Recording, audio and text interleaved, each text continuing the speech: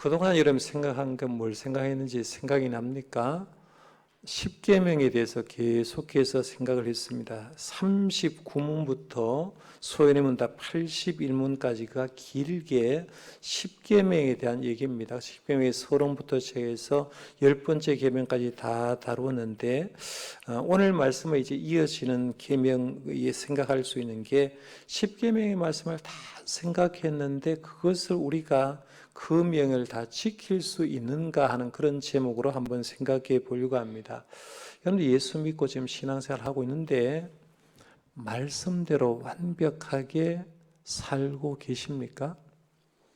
우리 성도 가운데 300명 넘는 성도 가운데 나는 목사님 완벽하게 지금 신앙생활 하고 있습니다. 어떤 죄도 짓지 않고 있습니다. 라는 분이 혹시 계시면 손들어 표해 주길 바랍니다. 그리고 표하지 못하면 저한테 찾아와서 목사님 저는 완벽합니다 라고 얘기하는 사람이 있으면 제가 당신은 교회에 나가십시오 라고 얘기할 겁니다. 왜냐하면 몰라도 너무 모르는 사람이기 때문에, 교만해도 너무 교만한 사람이기 때문에 그런 사람은 우리 교회에 있을 필요가 없어요. 그런데 우리가 보통 생각할 때 나는 말씀대로 산다고 하지만 사실은 말씀대로 살지 못할 때가 있잖아요. 오늘 본문 말씀 한번 보십시오. 사무엘하 11장 말씀에 보면 누구 얘기를 하고 있습니까? 다윗 얘기하고 있잖아요. 너무나 잘 아는 본문입니다. 다윗은 뭐 모르는 사람이 없지 않습니까? 성경 말씀 그대로 보면 다윗은 하나님의 마음에 합한 사람이다라고 했지 않습니까? 하나님의 마음에 합하니까 하나님께 부름 받아가지고 일찍 기름 부어서 왕제로 기름 붓고 그리고 골리앗을 물리치고 10여 년 세월 동안 사울 왕을 도피해서 그렇게 살다가 왕이 되었습니다. 이스라엘의 왕이 되고 하나님께 사람 받아가지고 열심히 일할 때 모든 것이 잘 되었습니다. 모든 주변에서 평정하고 이제 살만할 때 또 전쟁이 나는데 이번엔 전쟁이 나가지 않고 왕궁에 있다가 자기 눈에 누가 보이느냐 하면 밧세바가 보이게 되고, 밧세바가 보이니까 결국에는 이 밧세바를 취하는 죄를 짓고 그것을 무마하기 위해서 전쟁터에 나왔던 밧세바의 남편 우리아를 오게 했는데 우리아가 자기 집에 돌아가지 않잖아요. 결국에는 우리아를 전쟁 일선에 내보내서 죽였다 하는 내용이 오늘 본문에 간단하게 되면 그 얘기입니다. 그러면 다윗이 그렇게 훌륭한 사람이라면 죄가 없어야 될 텐데 다윗도 죄인이었다 하는 걸 보여주면서 우리가 얘기하는 게 오늘 이 땅을 살아가는 사람들 가운데 주님의 명을 완벽하게 살 사람, 지킬 사람이 없다는 거예요. 그 부분을 오늘 말씀을 통해서 한번 생각해 보려고 합니다. 그러면 제가 이렇게 공부를 하면서 내가 완벽하게 성경의 어느 인물도 완벽하지 못하기 때문에 나는 그럼 완벽하지 못하게 살아도 된다라고 생각하지 말고요. 말씀을 다 배웠을 때 우리가 완벽하게 살지 못하기 때문에 누구의 도움이 필요하냐는 거예요. 하나님의 도움이 필요하고 하나님의 은혜가 필요한 존재라 생각하고 더 하나님께 매달리는 저와 여러분들 되시기를 바랍니다. 이 말씀으로 결론 지으면 여러분이 오늘 말씀을 제대로 배웠다 얘기할 수 있을 겁니다. 자, 그러면 이제 82문부터 한번 들어가 볼게요. 물음은 82문입니다. 소연의 문답 107개 문제 가운데 이제 82문인데 이런 질문입니다. 누군가 하나님의 명령을 완벽하게 지킬 수 있는 사람이 있습니까? 라고 했어요. 그럼 답을 여러분 해보십시오. 시작.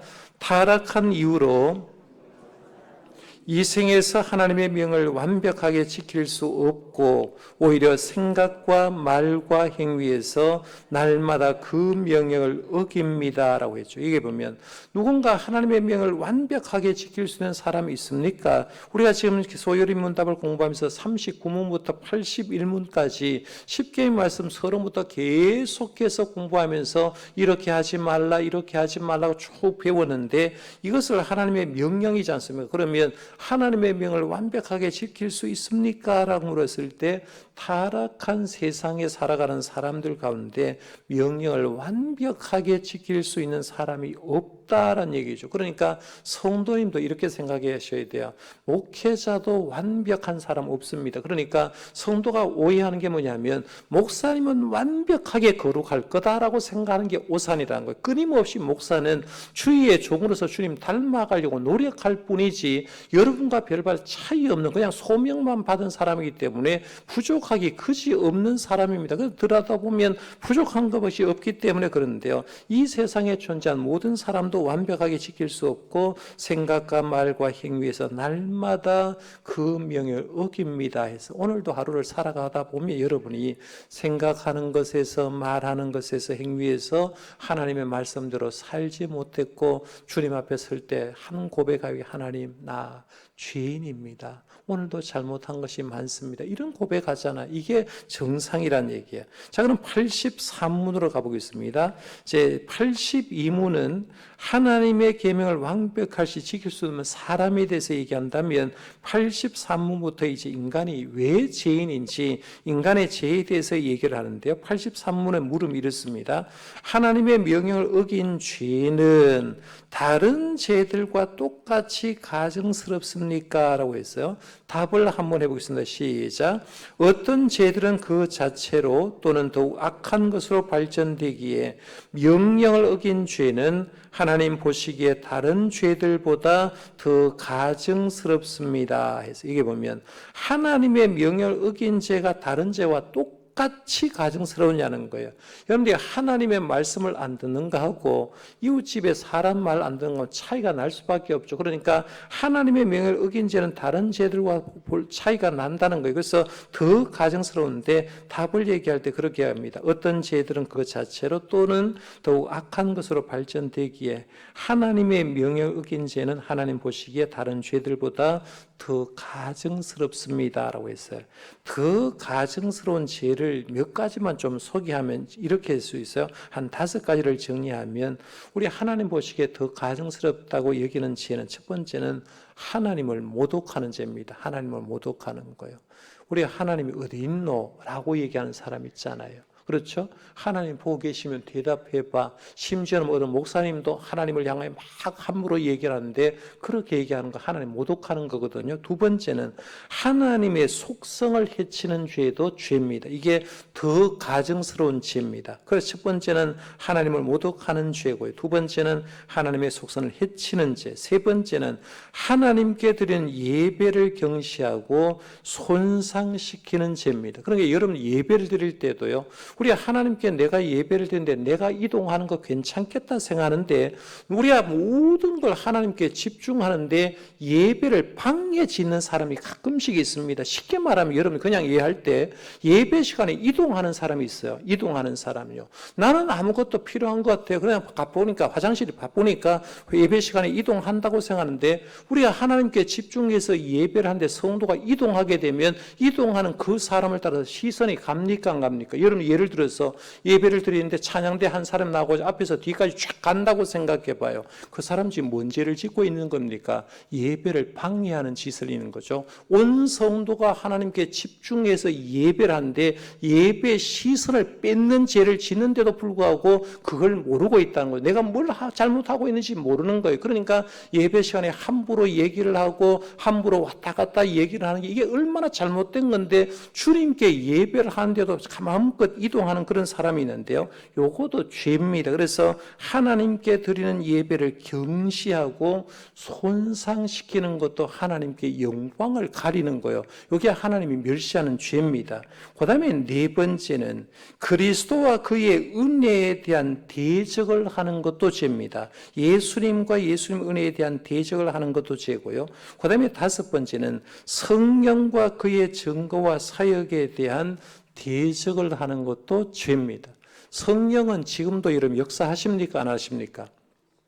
성령님은 끊임없이 역사해요. 그래서 제가 인도네시아 갈 때마다 그런 얘기합니다. 인도네시아 가면 성령님의 놀라운 역사가 선교지에 일어날 때가 많은데 이해할 수가 없는데 그 성령의 역사가 일어날 때 거기에 대해서 인정하면 되는데 그걸 인정하지 않는 사람이 있다는 거죠. 그것도 역시 하나님을 모독하고 하나님 앞에 가증스러운 죄가 되는데요. 성삼위 하나님의 일을 방해하고 하나님의 사역을 방해하는 게 하나님께 더 가증스러운 죄가 된다 하는 그 정도만 아시면 좋겠습니다. 자, 생각해 보겠습니다. 생각해 봅시다. 한번 봅니다. 소유리 문답을 공부하는 여러분 아마 구원받은 하나님의 자녀일 것입니다. 그렇다면 여러분의 삶은 하나님의 말씀에 절대 순종하는 삶을 살고 있습니까? 하는 거예요. 여러분, 수요 예배 나오는 성도들이 분명히 구원받은 사람입니다. 그렇죠? 구원받지 않은 사람이 수요 예배 잘 안 나올 겁니다. 그러면 수요 예배 나오는 우리 정도가 되면 하나님의 말씀에 절대적으로 순종하고 살아야 될 거 아니에요. 그렇죠?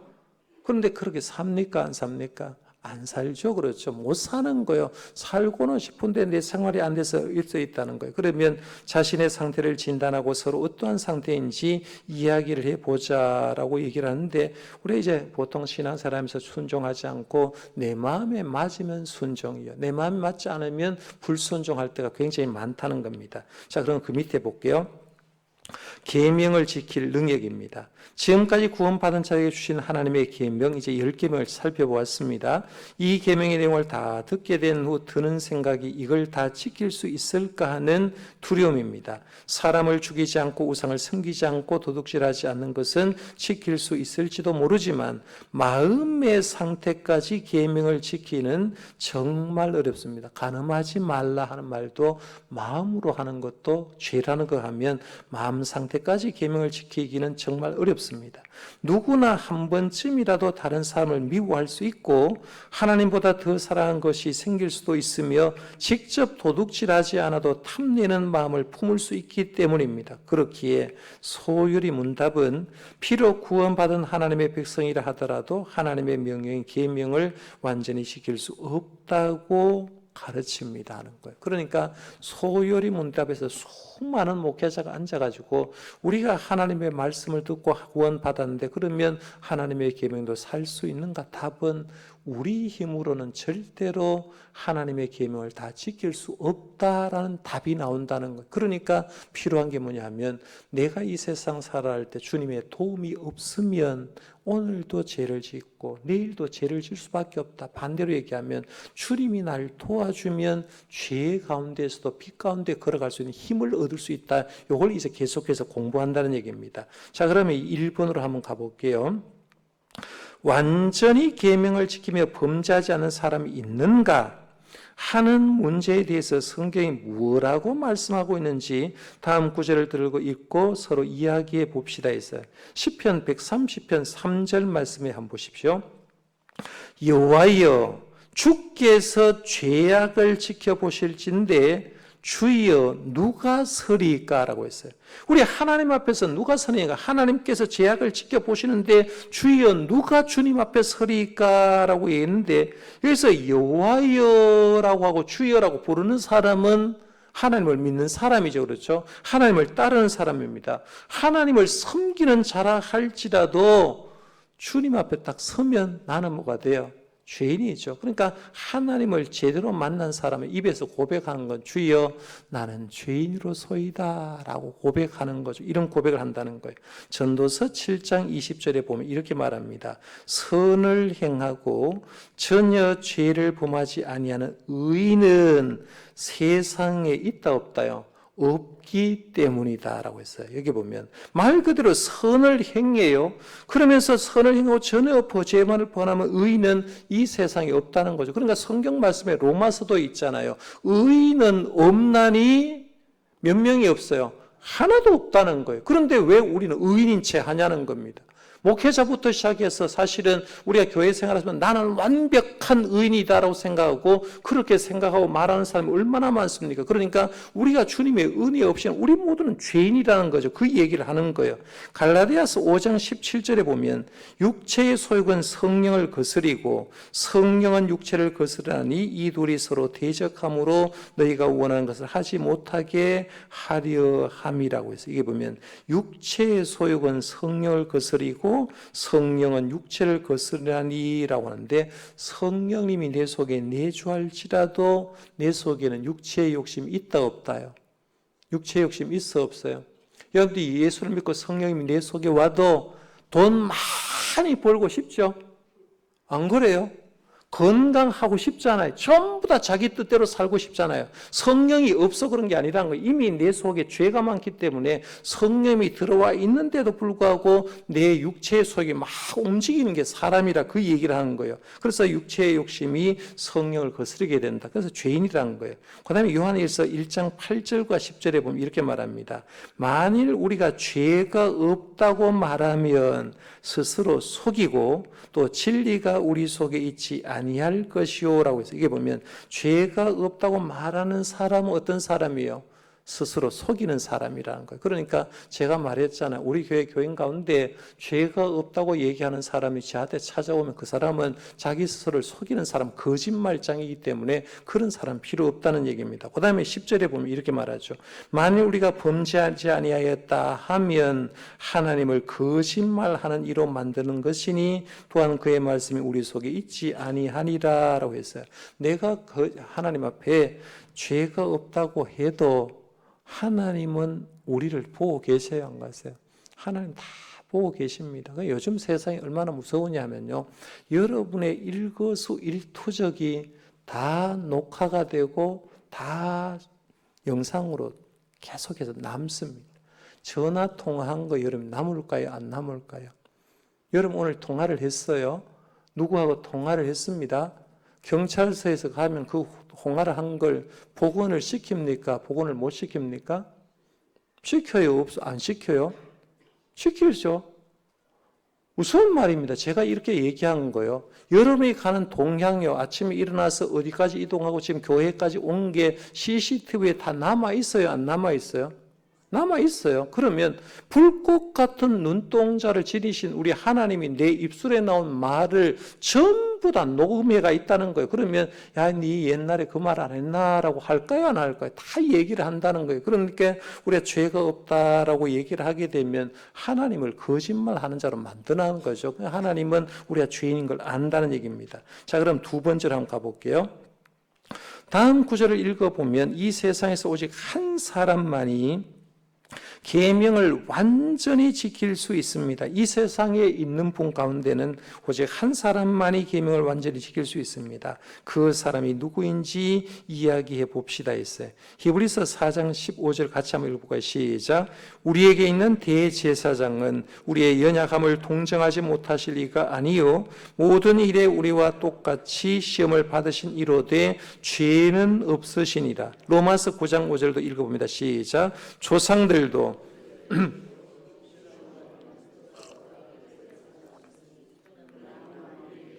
세세의 찬양을 받으실 하나님이시니라. 아멘.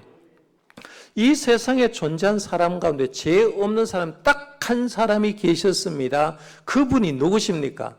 예수님 얘기하는 거예요. 예수님은 완전한 하나님이고 완전한 사람이셨지만 완전한 하나님이시고 완전한 사람이시기 때문에 예수님은 죄가 없었어요. 죄가 없으시니까 죄 없으신 예수님이 십자가에 돌아가심으로 우리의 죄를 대신 사해 주었다는 겁니다. 그러니까 예수님은 우리에게 있는 대제사장은 시험을 받았던데 죄가 없으시다. 그분은 예수님이다라고 얘기한 거예요. 그러면 내가 예수가 아닌 이상은 나는 죄인이라는 얘기죠. 그렇죠? 나는 부족한 사람이라는 거예요. 자, 그럼 뒤로 가보겠습니다.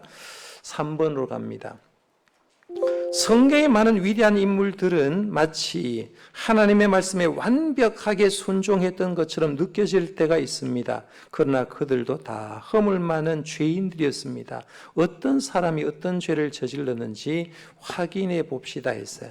창세기 20장 2절에는 아브라함 얘기가 나오고 창세기 26장 7절에 보면 이제 이삭 얘기 나오는데요. 제가 답을 다 달아놨어요. 성경 구절을 쓰지 않고 이번엔 답을 달아놨는데 아브라함은 뭔 죄를 지었고 이삭은 뭔 죄를 지었는가 가만히 보니까 각각 아내 사라와 리브가를 누이의 동생이라고 했다는 거예요. 아내를 아내라고 얘기하지 않은 거 거짓말하는 거잖아요. 그런데 누구 살려고 요 얘기했어요? 누구 살려고요?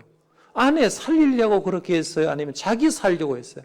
자기 살려고 하는 거죠. 그렇죠? 아내는 빼앗기고 자기가 죽을까 싶어가지고 결국에는 아브라함도 이삭도 부자지간 똑같은 걸 배우는 거예요. 아버지가 그랬으니까 아들도 거란에 내려가서 그 똑같은 것을 하는데, 여러분들 어디 가가지고 예를 들어서 어디 모르는 동네에 갔습니다. 둘만 다 갔는데, 부부지간에 갔는데 남자들이 쫙 와가지고 여자를 빼앗으러 가려고 할 때, 얘는 내 부인이다, 내 여자를 내 여자라고 왜 얘기하지 못하냐, 뭐 드라마 한 장면도 있지 않습니까? 그런데 그렇죠? 그 얘기를 해야 되는데 내 여동생이야 라고 얘기했을 때, 비열해도 이런 비열한 짓을 하고 있잖아요. 그 사람이 누구냐 하면 아브라함과 이삭이 그런 짓을 했다는 거죠. 왜? 자기 살려고. 그래서 속였다는 거예요. 그래서 엄청난 잘못을 저질렀죠. 그럼 요즘 같으면 그런 남자하고 여러분 살고 싶어요? 아내를 안아라고도 얘기하지 못한 그 남편, 찌질한 남편 데리고 살겠어요? 요즘 같으면 이혼감이죠. 그렇죠? 창세기 27장 24절 한번 보십시오. 거기 보면 야곱이 잘못한 거 너무 잘 알합니다. 장자권 축복받기 위해서 아버지 앞에 가가지고 내가 에서입니다. 아버지 속였잖아요. 이거 죄 아니에요? 죄죠. 큰 죄를 했죠. 시편 106편 33절에 보면 모세가 망령된 말을 했다고 했는데요. 시편 106편 33절을 들어보십시오. 이는 그들이 그의 뜻을 거역함으로 말미암아 모세가 그의 입술로 망령되이 말하였음이로다라고 했는데, 또 무리바 물 사건을 얘기합니다. 무리바에 갔는데 백성이 하나님 앞에 원망을 하니까 하나님이 모세에게 뭐라고 하냐면 저 반석에게 명령해서 물을 내라고 했죠. 네가 말만 하면 저 반석에서 물이 나오겠다고 얘기합니다. 그런데 모세가 뭐라고 얘기를 하냐면 말로만 얘기한 게 아니라 거기 가서 백성 앞에 하는 말이 하나가 있었어요. 우리가 너희를 위하여 반석에서 물을 내려 했어요. 여기는 하나님이 있어요, 없어요? 하나님이 없고 자기가 등장합니다. 하나님이 네가 말만 하면 거기 반석에서 물 나온다고 얘기를 했는데도 화가 치미니까 자기를 드러내려고 우리가 저 반석에서 물을 내랴라고 얘기하면서 반석을 명한 것이 아니라, 우리 알듯이 반석을 몇 번 쳤어요? 2번 쳤습니다. 이것 때문에 가나안 땅에 들어가지 못하지 않습니까? 그러니까 모세 또한 망령된 말을 한 거죠. 잘못된 말 한마디 잘못했다가 가나안 땅에 들어가지 못한 거죠. 그래서 말 한마디가 얼마나 중요한 게 보이죠. 그 다음에 사도행전 15장 36절에서 41절에 보면 바울과 바나바가 이제 1차 성경하고 그 번빌라 버거에서 마가 요한이 돌아오자, 그 다음에 2차 성경할 때 마가 요한을 바나바는 데리고 가자, 생질이니까 데리고 가자 했고, 바울은 그렇게 싸가지 없는 사람 2차 세대이기 때문에 못 데려간다, 요것 때문에 싸웠어요. 그래서 바울과 바나바가 마가 요한을 동행하는 문제로 심히 싸우고 갈라섰다라고 얘기합니다. 그런데 바울 같은 사람이 허물이 있겠습니까? 바나바와 같이 훌륭한 그런 사람이 허물이 있겠습니까? 라고 말하면 성경에 보면 허물이 들어죠. 죄가 드러난 겁니다. 둘이 굉장히 초대교육 기둥 같은 일꾼을 했던 사람이 모여가지고 싸웠는데, 성경의 표현에 그냥 말로 싸운 게 아니라 심히 싸웠으니까요. 그 곁에 있어 봐야 되네요. 어떻게 싸웠는지 모르지만 심히 싸웠다는 겁니다. 요거 죄를 지은 거예요. 그래서 주의 종이라고 얘기하는 사람들도 이렇게 다 하나같이 들어가 보니까 허물들이 많다는 거예요. 그러니까 제가 지금 현재 서울 충신교회 심호하시는 이전호 목사님하고 제가 박사과정 공부를 하면서 그 얘기를 했다고 했잖아요. 다 이제 다른 교회에서 담임 목사 10년 하고, 그 다음에 이제 그 충신교회 다시 이제 청빙을 받아가지고 담임 목사로 오는데, 10년 동안 심호한 교회에서 사임을 할 때 권사님 한 분이 그런 얘기 하더라는 거예요. 목사님은 다 좋은데 왜 그때 한번 화냈어요? 라고 하면서 한 번 화낸 걸 가지고 목사님이 콕 집어서 얘기를 하면서 그때 화낸 거 목사님 잘못한 것 같다라고 얘기를 하는데요. 아무리 훌륭한 목사도 털면 죄가 드러날까요? 안 날까요? 다 드러난 겁니다. 언제 목사님 화냈잖아요 하고 들으면 뭐 할 말이 없는 거예요. 이런 죄를 다 짓는다는 거죠. 심히 화내는 것도 결국은 죄니까요. 자, 그럼 그 밑에 한번 보겠습니다. 가증스러운 제약입니다. 이러한 죄악은 하나님 보시기에 가증스러운 것입니다. 비록 우리가 하나님의 은혜로 믿음을 얻어 구원에 이르렀다 하더라도 여전히 우리의 삶 가운데 죄를 짓고 있으며 그 죄는 우리가 믿는 신자라 하더라도 여전히 하나님 보시기에 가증스러운 것입니다. 이러한 우리의 상태를 잘 깨달아야 됩니다. 여러분 이해 가십니까? 여러분들이 신앙생활에서 내가 완벽하다고 자꾸 생각하지 말라는 거예요. 나는 하나님께 너무 부족하다. 나는 지금도 죄 많이 짓는 사람이다. 주님의 은혜 없이는 살 수 없는 사람이다. 자꾸 고백을 해야 자기가 부족한 걸 내놓습니다. 그런데 우리 모두는 어느 정도 되면요, 나는 완벽해, 네가 잘못했어라고 하는데 사실은 하나님 볼 때는 다 똑같은 죄인이잖아요. 그걸 인정하라는 거예요. 그런데 구원파 2단, 구원파는 뭐라고 하냐면 이런 거예요. 구원을 받은 것으로 끝이며 그 이후에는 아무렇게나 살아도 상관없다고 가르치지만 우리의 구원은 끝이 아닌 시작입니다. 이제 구원파 시작이 어딘지 여러분 아시죠? 대구에서 구원파가 시작되고 요 가까운 교회에서 구원파가 이제 났던 걸 여러분 아시는데요. 한 번 구원받으면 끝나면 얼마나 좋겠어요. 한 번 구원받아가 해결받으면 너무 좋은데 구원은 끝이 아닌 시작이라는 거예요. 자, 그럼 첫 번째 한번 가볼게요. 이스라엘 백성들은 출애굽을 통하여 자신들을 구원하신 하나님의 놀라운 은혜를 목격하였습니다. 출애굽했지 않습니까? 그럼에도 불구하고 그들은 하나님 곧 하나님을 배반하고 우상 숭배에 빠졌습니다. 다음 말씀을 읽어보고 지금 우리의 마음과 행동은 어떠한가 확인합시다라고 했는데요.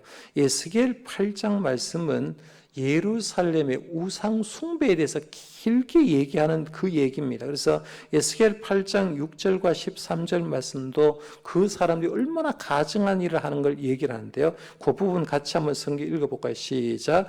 그가 또 내게 이르시되 인자의 이스라엘 족속이 행하는 일을 보느냐? 그들이 여기에서 크게 가증한 일을 행하여 나로 내 성소를 멀리 떠나게 하느니라. 너는 다시 다른 큰 가증한 일을 보리라 하시더라. 또 내게 이르시되 너는 다시 그들이 행하는 바 다른 큰 가증한 일을 보리라 하시더라 라고 했어요. 그 가증한 일이 뭐냐 하면 이런 겁니다. 성전에 있는 25명이 예루살렘 성전에 있으면서 하나님을 보지 않고 성전을 등에 지고 태양을 보고 태양 앞에서 경배를 했다라고 하죠. 쉽게 말하면 하나님을 믿어야 돼. 그 사람이 성전에서 하나님 대신에 태양신을 섬기는 담무스 신을 섬기는 사람이 25명이나 거기에 있다라고 하면서 얼마나 가증하냐 하는 걸 보여준다는 거예요. 그러면 우리 하나님을 섬기는 우리들도 마찬가지지 않습니까? 얼마나 가증하였을 때 마음속에 하나님만 잘 바라보고 하나님을 섬겨야 되는데 마음속에 다른 것들을 섬길 때가 굉장히 많다는 거예요. 이런 가증한 일을 저지를 때가 많다는 겁니다. 자, 그럼 두 번째 물음 한번 가볼게요. 소요리 문답은 우리의 어떤 제약은 다른 제약에 비해서 하나님 보시기에 더욱 가증하다고 가르칩니다. 어떤 제약이 더욱 가증한 죄인지 다음 구절을 통해서 알아봅시다 했어요. 사무엘상 2장 25절에 보면 제가 읽어볼게요. 사람이 사람에게 범죄하면 하나님이 심판하시려니와 만일 사람이 여호와께 범죄하면 누가 그를 위해서 간구하겠느냐 하되 그들이 자기 아버지의 말을 듣지 아니하였으니 이는 여호와께서 그들을 죽이기로 뜻하였습니다 라고 했는데요. 원래 쉽게 말하면 이런 거예요. 첫 번째 돌판을 어기는 죄하고 두 번째 돌판, 그러니까 하나님에 대한 계명을 어기는 죄하고 두 번째 계명을 어기는 죄 가운데 어느 것이 더 가증하냐는 거예요. 누구한테 하는 죄예요? 여러분들이. 여러분이 부부지간에 잘못해서 잘못하는 거하고 하나님 앞에서 잘못해서 죄 짓는 거하고 어느 죄가 큰 거예요? 하나님께서 잘못한 게 더 크다 그 얘기라는 거예요. 그러니까 하나님 앞에서 더 잘못한 것이 결국엔 더 가증한 죄가 된다 하는 겁니다. 자, 두 번째 물음 한번 가볼게요. 두 번째 성경 구절은 제가 쓰질 않았는데 답만 한번 썼어요. 마태복음 11장 20절에서 24절에 보면 거기 보면 이제 회개하지 않는 죄를 쭉 얘기를 하면서 이런 얘기를 합니다. 예수님이 이제 기적의 역사를 많이 베풀었는데 주로 예수님의 사역지는 어디예요? 갈릴리 사역의 중심지는 가버나움이죠. 그 다음에 오병이의 기적을 행한 곳은 어디예요?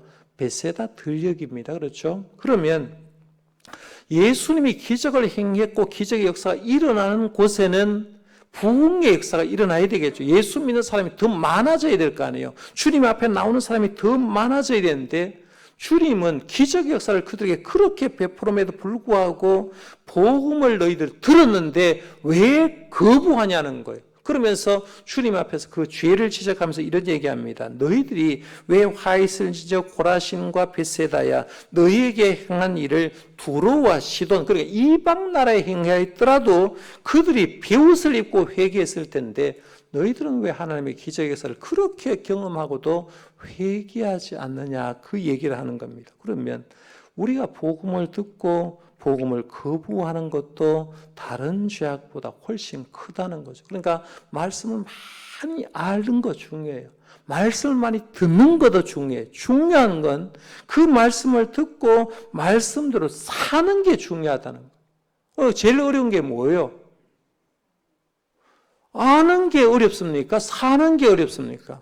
신앙은 말 그대로 하나님을 바라보고 말씀대로 살아내야 되는 거거든요. 그런데 우리는 아는 거는 굉장히 많아요. 그런데 정작 사는 거는 엉망일 때가 많아요. 그러니까 머리로서는 아는데 삶이 안 되는 사람이 있다는 거. 이것도 과증한 죄악이라는 거예요. 주님께서 요구하는 건 복음을 들었으면 알았으면 회개하는 삶을 살아야 되지 않은가. 그런데 왜 머리로서 하나님의 놀라운 알면서도 듣지 않느냐. 그것이 더 가증한 죄다라고 얘기한 거죠. 그러니까 아마 천국 가면 제일 지적을 많이 당할 사람이 누구냐 하면 누구겠어요? 저와 여러분들 예를 들어서 대면 지적을 저부터 더 말할 겁니다. 야, 니 많이 알았잖아. 많이 얘기했잖아. 그런데 네 삶은 왜 그래? 라고 얘기하면 할 말이 없는 거예요. 오히려 모르는 사람은 하나님 앞에 징계를 덜 받을 수 있어요. 그럼 우리가 얘기를 할 때 내가 하나님 앞에 죄인이라고 할 때 아는 거 자꾸 자랑하지 마세요. 내가 하나님 앞에 어떻게 행하는가를 자랑해야 된다는 거예요. 자, 그럼 그 다음에 세 번째 물음 한번 가보겠습니다. 요한복음 19장 11절 말씀입니다. 예수께서 대답하시되 위에서 주시 아니하셨더라면 나를 해할 권한이 없었으리니 그러므로 나를 내게 넘겨준 자의 죄는 더 크다 하시니라고 해서 이 말씀은 예수님이 총독 빌라도에게 한 말입니다. 총독 빌라도에게 한 말인데 총독 빌라도는 예수님이 죄가 없는 걸 알았습니까? 몰랐습니까? 다 알고 있었어요. 그런데 알고 있는데 정치적인 그 입지 때문에 그 사람들에게 죄를 짓도록 예수님 죽여라라고 내준 거예요. 그러니까 우리가 사도신경 고백할 때마다 예수님은 누구 죽인 거예요? 진짜 죽인 사람 병정이 죽었다고 하지만 총독 빌라도가 그 모든 책임이 있고 모든 권한이 있었기 때문에 총독 빌라도가 그런 짓을 악한 짓을 한 거예요. 그러니까 다른 사람을 범죄하도록 유도하는 것이 훨씬 더 가증한 일이라는 거예요. 이해갑니까? 그러니까 예수님께서 아무 죄가 없는 걸 알면서도 총독은 모든 사람이 죄 짓도록 만들어버린 걸 보죠. 그런 것도 죄라라고 얘기할 수 있죠. 그러면 이렇게 따지고 들면 이 세상에서 죄인들은 다 죄인인 걸 보게 됩니다. 자, 그럼 정리해 봅시다. 한번 가볼게요. 답을 여러분 잘 한번 달아보십시오. 비록 우리가 하나님의 뭐로 구원받았어요? 하나님의 은혜로 구원받았어요. 그렇죠? 하나님의 은혜로 구원받았습니다. 그러면 하나님의 은혜로 구원받았기 때문에 나는 완전히 성화된 사람이냐는 거예요. 우리가 하나님의 은혜로 구원받았지만 우리는 여전히 지금 어디 가운데 있어요? 죄악 가운데 살고 있다. 죄악 가운데 살고 하나님 보시기에 어떤 삶? 가증스러운 삶을 산다. 가증스러운 삶. 예. 비록 우리가 하나님의 은혜로 구원을 받았지만 우리는 여전히 죄악 가운데 살며 하나님 보시기에 가증스러운 삶을 살고 있습니다. 그래서 자, 실천해 봅시다. 한번 가봅니다. 구원 받았음에도 아직 해결하지 못하는 습관적인 죄가 어떤 것인지 생각해 보고, 여러분 구원 받아도 습관적인 죄가 있습니다. 이해갑니까? 내가 예수 믿었어요. 구원 받았어요. 그런데 밤마다 이상한 데 들어가가지고 컴퓨터 뒤지는 사람 있어요. 습관적인 죄가 들어갈 수 있다는 얘기입니다. 그 습관적인 죄를 짓지 않게 한 주간 동안 노력해 보십시다. 그 자기만이 짓는 죄가 있다는 겁니다. 그러니까 우리 이 말씀 가만히 한번 생각하 이런 거예요. 오늘 말씀의 결론은 이렇습니다. 예수 믿고 구원받은 것이 인생의 완성이 아닙니다. 내가 예수 믿고 지금 구원받았어요. 이미, 그죠? 구원받았는데 구원받았기 때문에 여기 내가 신앙이 완성된 게 아니라는 거예요. 완성된 게 아니기 때문에 구원받음으로 통해서 나는 이제 하나님의 사람으로 출발한 것밖에 없어요. 출발한 것밖에 없는데 주님은 나를 의롭다고 인정해 주지만 나는 내 삶이 가만히 돌아보면 아직도 죄악 구덩이에 빠지고 있는 거예요. 그 삶을 살고 있어요. 그러니까 우리에게 필요한 게 뭐예요? 더 큰 은혜가 필요하죠. 더 큰 은혜, 그렇죠? 더 큰 은혜가 필요해서 하나님의 은혜가 있어야 내가 보이는 겁니다. 일로 가면 죄악이구나. 일로 안 가야 되겠구나. 여기를 주님이 원하시는구나. 주님이 원하는 뜻대로 가야 되는 걸 요걸 가시는 거죠. 그래서 주님이 어떤 분이냐면 주님은 우리를 구원도 해주셨지만 더 큰 은혜를 매일 매 순간 베풀어 주는 줄 믿으시길 바랍니다. 이 은혜 속에 살면 그 죄를 이겨나갈 수 있는 힘도 생기고요. 더 주님을 닮아갈 수 있는 힘이 생긴다. 그래서 앞으로 계속해서 이제 고백하겠습니다만은 우리 찬송 복음성가 중에도 그런 찬양 있잖아요. 은혜 아니면 그다음에 뭐예요? 살아갈 수가 없네라고. 은혜 아니면 살아갈 수가 없네. 우리 모두는 주님의 은혜 가운데 은혜가 있어야 살아가는 줄 믿고요. 죄악된 세상 내가 완벽하다 생각하지 말고 구원받은 나는 죄인이다. 그러면 주님의 은혜가 필요하다 생각하고 은혜 받고 은혜를 더 강구할 수 있는 저와 여러분들 되시기를 바랍니다.